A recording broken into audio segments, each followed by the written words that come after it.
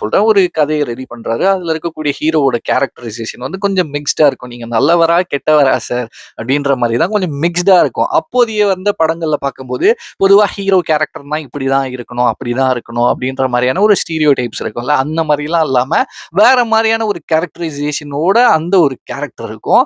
So, அந்த ஒரு கதைய வந்து இந்த டைரக்டர் வந்து புரொடியூசர் கிட்ட பிட்ச் பண்ணும்போது, புரொடியூசர் அவர்களுக்குமே ரொம்பவே புடிச்சிருக்கு. இந்த படத்த பண்ணலாம் அப்படின்ற மாரி சொல்லி, யார நீங்க ஹீரோவா வச்சு போலாம் அப்படின்னு இருக்கீங்க அப்படின்ட்டு புரொடியூசர் டைரக்டர் கிட்ட கேட்கும்போது, டைரக்டர் அவர்கள் வந்து யோசிக்காம ரஜினிகாந்த் அவர வச்சு தான் போலான்னு இருக்கேன் அப்படின்னு சொன்னதும், டக்குனு புரொடியூசர் எது அந்த கருப்பன் ஹீரோவா அப்படின்ற மாரியான ஒரு விஷயமும் சொல்லியிருக்காரு. ஸ்டார்ட்டிங்ல அந்த புரொடியூசர் அவர்களுமே நோன்னு சொல்லியிருக்காப்புல.